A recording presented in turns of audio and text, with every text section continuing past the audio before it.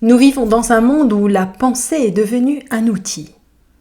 On pense pour résoudre. On pense pour prendre des décisions stratégiques. On pense pour être plus performant, plus organisé, plus rationnel. D'ailleurs, dans le développement personnel, on vous dit « changez votre manière de penser et votre vie changera ». Penser sert à atteindre quelque chose. Et puis, il y a Hannah Arendt, une philosophe qui arrive et qui dit « Si vous pensez pour être plus efficace, vous ne pensez pas. » Penser, pour elle, n'est pas une technique. Ce n'est pas une compétence. Ce n'est pas un outil. C'est un acte éthique, un geste de vigilance, un espace intérieur où l'on refuse de se laisser endormir.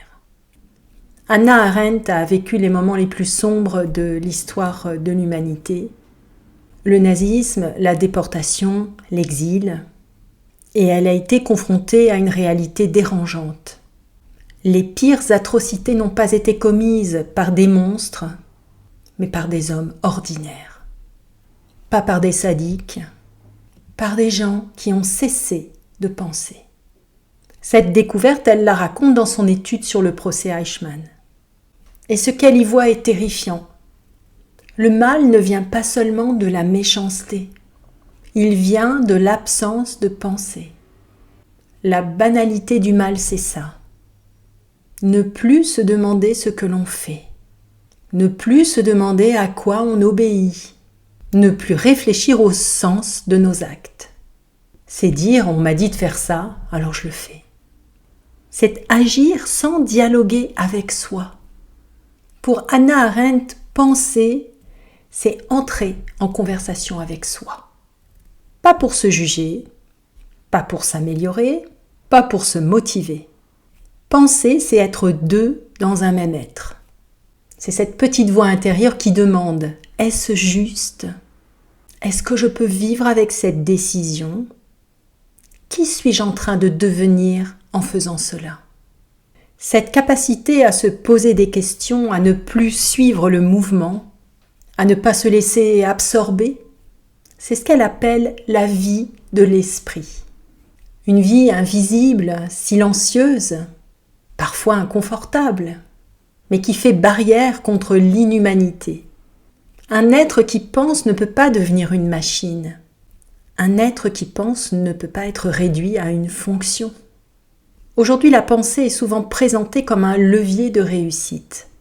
Penser de manière positive, penser efficacement, penser comme un gagnant, changer son mindset.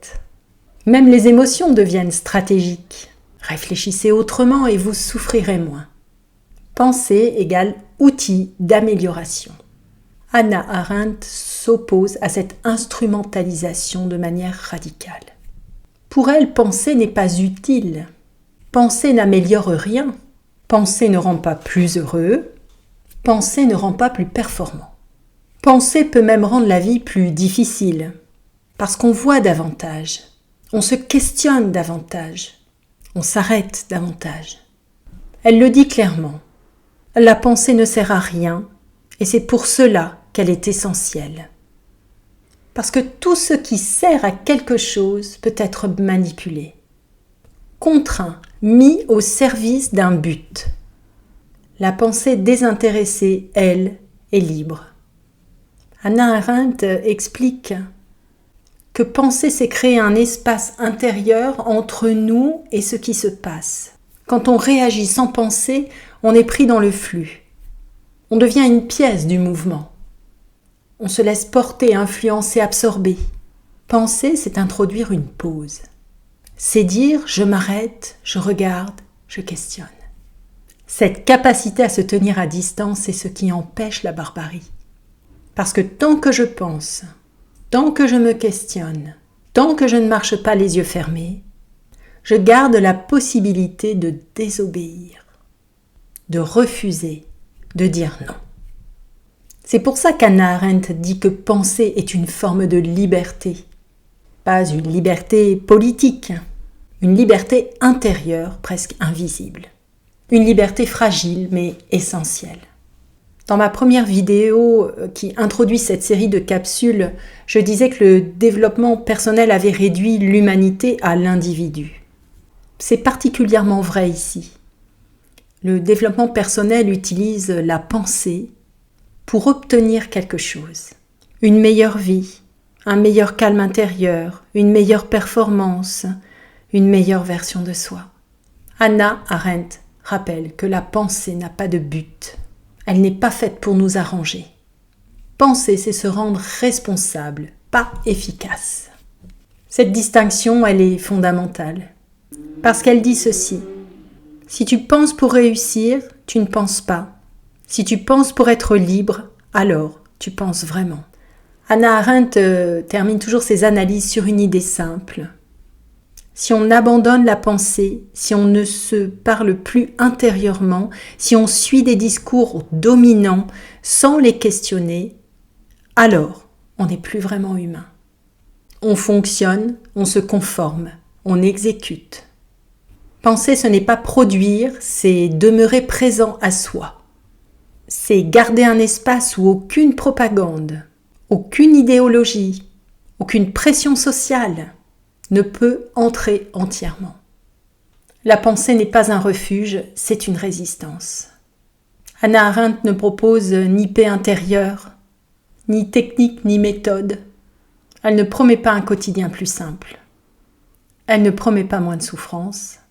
Elle dit seulement « reste humain » ne permet à personne de penser à ta place.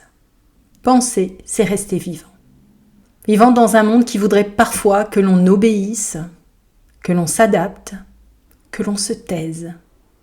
Dans un monde saturé de bruit, d'injonctions, de normes et de discours, c'est peut-être la forme de sagesse dont nous avons le plus besoin. Merci de m'avoir écouté, on se retrouve prochainement pour un autre sujet avec un autre philosophe.